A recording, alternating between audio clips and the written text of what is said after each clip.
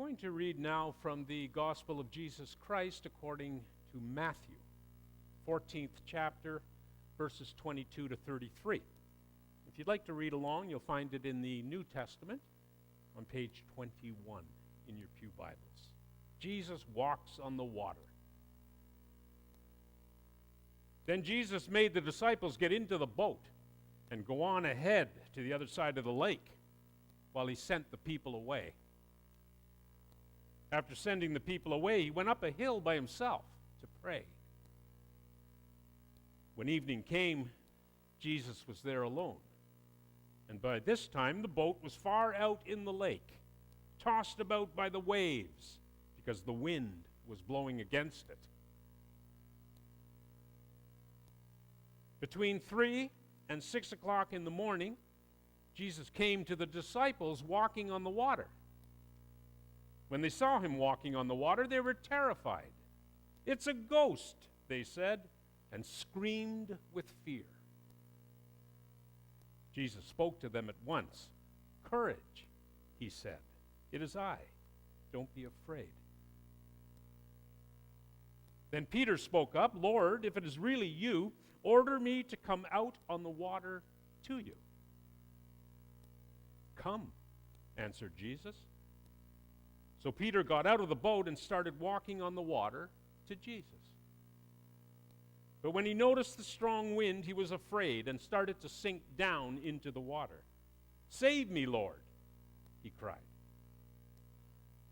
At once, Jesus reached out and grabbed hold of him and said, "What little faith you have.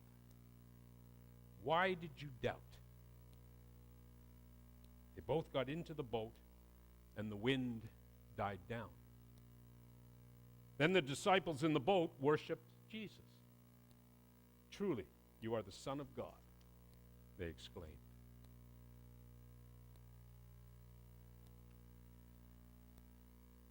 There's a Buddhist story about 3 monks who decided to meditate together. So they went to a quiet place at the side of a lake, closed their eyes, and began to concentrate. Suddenly, the first monk stood up and said, "I forgot my prayer mat." The monk stepped out onto the water in front of him and walked across the lake. He went to their hut on the other side. A few minutes later, he returned to his fellow monks just the way he had gone, striding upon the water. When he sat back down, the second monk stood up and said, "I too forgot my prayer mat." The second monk stepped out onto the water in front of him, and he too walked across the lake to their hut on the other side. He returned to his friends the same way, striding upon the water. The third monk had watched the first 2 monks very carefully, and he decided that this must be some sort of test. So he stood up and loudly declared, "Is your learning so superior to mine? I think not. I too can match any feat that you two can perform." With that, the young monk rushed to the water's edge so that he too could walk upon the water. But the young monk promptly fell into the water. Surprised and annoyed, he climbed out and tried again. But the young monk sank a second time into the deep water.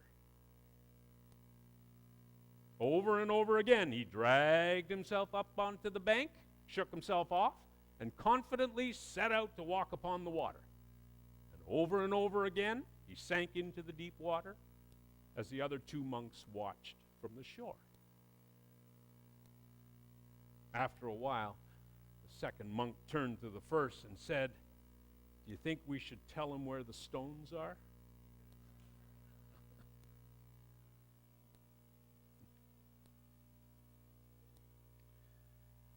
It's a funny thing, but whenever I hear the story about Jesus walking on water, I immediately think about the young Buddhist monk, and in my mind, I end up laying one story off against the other. Seems that every interpretation of the Jesus story comes to the same conclusion. Powerful miracle. Jesus walked on water, and in faith, so can you. The message is, set out in faith. Keep your eyes fixed on Jesus. And whatever comes your way, you will defy the odds. Maybe even the laws of the universe.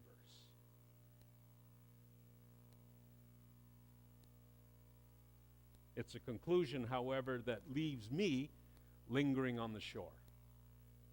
Because I know that, like Peter, I too have precious little faith that I, or even Jesus for that matter, can defy the laws of nature. I'm just not able to set aside my understanding of the way the planet actually works. I'm not able to suspend rational thought. I'm not convinced that I or we, or Jesus for that matter, can ever become supernatural beings capable of walking on water.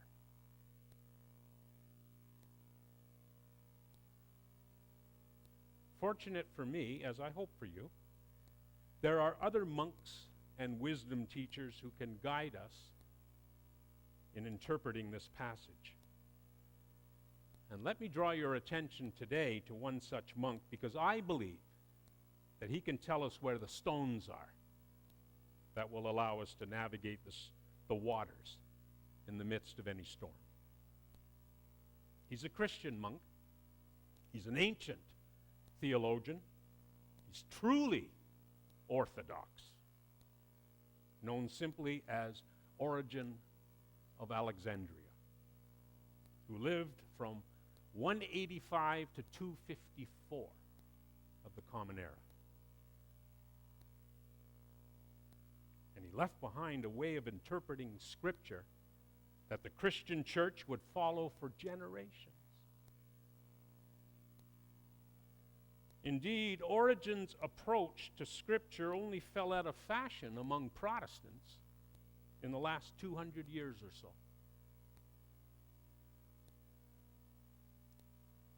Origen believed and taught that the stories in Scripture have various layers of meaning. You may have heard me mention this before. He believed that the first layer is the literal meaning, or the surface meaning, designed by the gospel writers to reach out to the uninitiated, the uneducated, about the ways in which the sacred texts truly function. That's the first layer, the surface layer. But always beneath this surface, always beneath that surface meaning, lies a deeper meaning. Often many layers of meaning. Layers of meaning that the seekers of wisdom might find in much the same way they might peel back the layers of an onion to reach its tender center.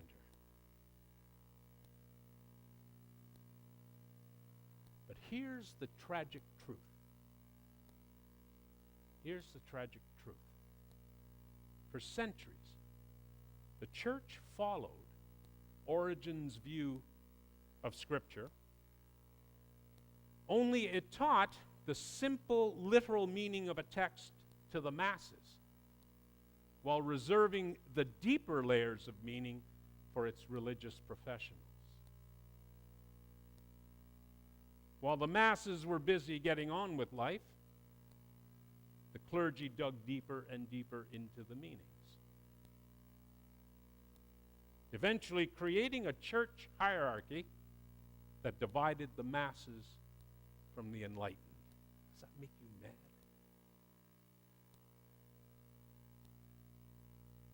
Too bad, I say. Too bad. why not have the courage and the care to teach everything to everyone?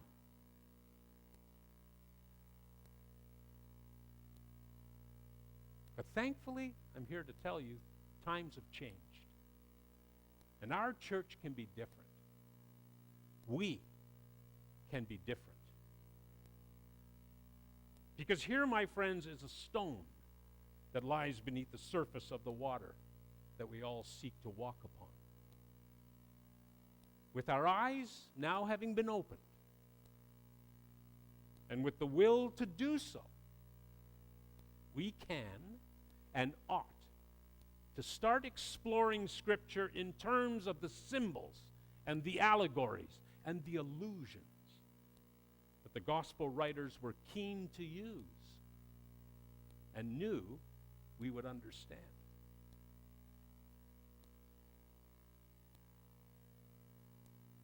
You see, Origen and the theologians, generations of them that came after him, understood that the biblical stories had many layers, and that the gospel writers relied on symbols and illusions to touch our imaginations.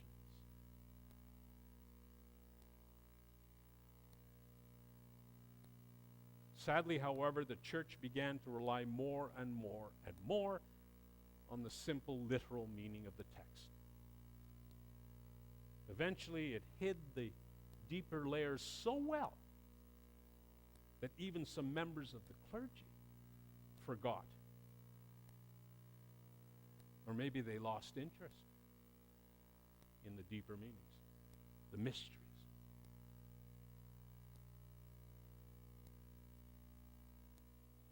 But again, I'm happy to report that this has changed. And Cam agrees with me. The insights of past theologians and clergy that once remained buried in seminary libraries are now available to one and to all. No more hiding. Every line of Scripture, every jot and tittle has been so carefully examined now and re-examined that there are so many interpretations of Scripture out there that not one of us can claim to be an expert in the field. You should feel good about that. Once again, we can all be true seekers of the deepest meanings. It's up to us. It's up to us. As the modern theologian Dominic Crossan, he once put it, it's not that those ancient people told literal stories, and we are now smart enough to take them symbolically, but that they told them symbolically, and we are now dumb enough to take them literally.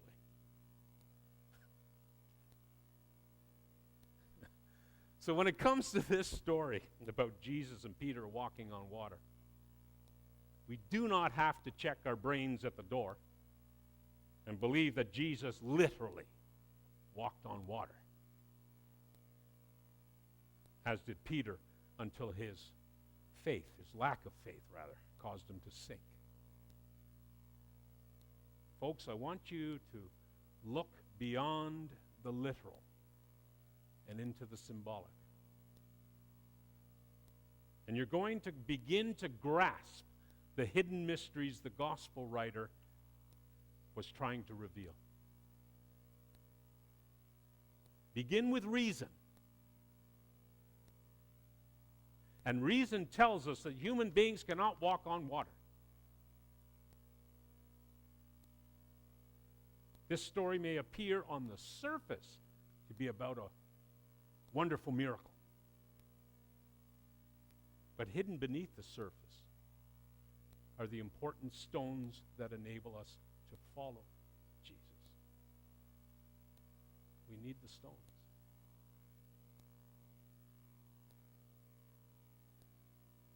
The author of the story was writing some 70, 75 years after Jesus walked the earth. He was writing to a small fledgling community struggling to follow the teachings of Jesus. A small fledgling community that lived in the midst of chaos. The Romans had just destroyed their world.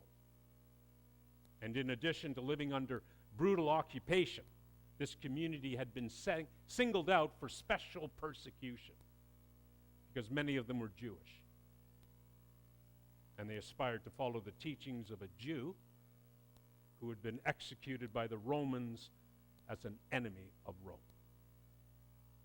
Jesus. And as the Reverend Don Hutchings writes, chaos was all around them. Their leaders were being pushed and pulled in all directions. In the ancient world, chaos was represented by the sea.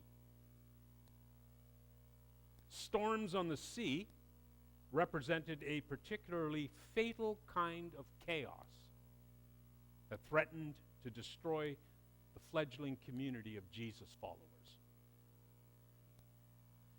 And so the author of the gospel story works with symbols, and his readers would have had no difficulty understanding them.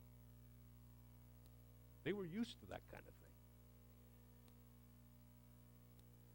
The author wrote to encourage his battered and abused little community so that they might have the courage to continue to follow in the way of Jesus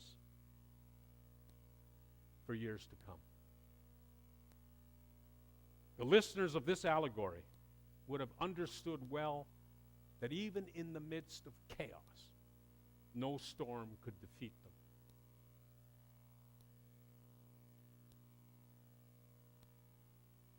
If only they kept their eyes fixed on Jesus.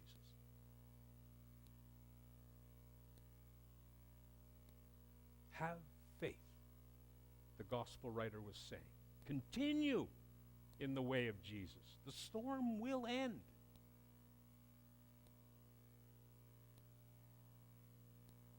And held up by faith, you will not sink. Folks, that's the layer of meaning we need to know. That's the layer that lies beneath the surface. That's one of the stones we need to find to be able to navigate the rough waters in the midst of our own life storms.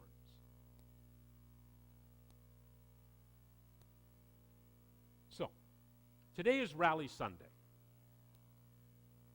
It's a time when we honor the Christian teaching we're meant to pass on to our children. It's a time when we're meant to honor our teachers as much as motivate our children to learn more. But Rally Sunday ought not to be exclusively centered around our young ones, for we're all children of God. As Christians, we're all followers of the way of Jesus. And so rally we must. We must rally to learn more about this way of Jesus. We must rally to learn how living his way can improve our lives. Never satisfied with the surface meaning, we must rally to find the stones that lay beneath the surface of any text that teaches Jesus' way.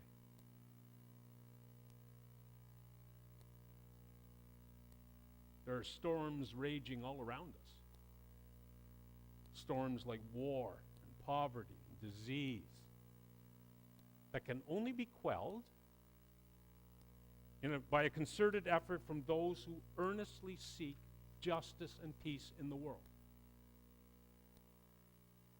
And if we are to do that as followers of Jesus' way, we're going to need to know where the stones are so that we can point them out to others, yes, but more importantly, so that we can lay them alongside the stones which followers of other ways have found. So that we're working together.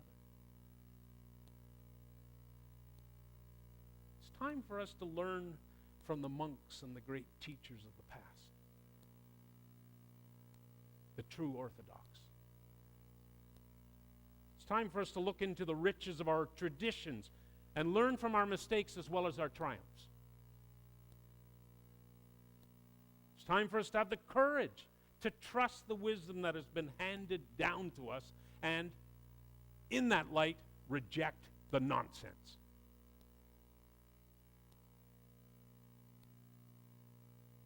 It's time for us to dig deeper into the meaning of everything. Not be afraid. It's time for us to stop looking to the heavens for salvation, as if some superhero might appear on a cloud on demand.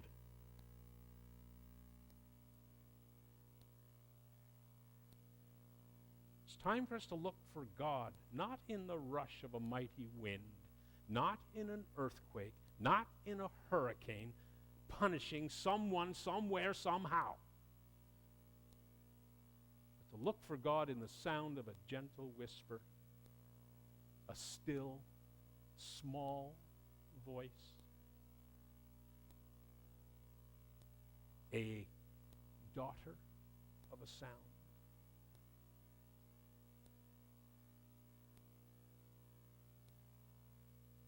In closing, standing upon the stones we discover, we must listen as we look to the one who lives in, within, through, between, and beyond us. Listen and discover more of the deeper meanings that lay beneath the surface of the sacred text. Discover more of the stones, you might say, that will enable us to walk on water. To walk on water and face the storms that come our way in our own lives.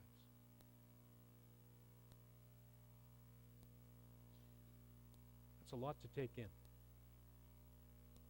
Let's just take a moment, just think about it.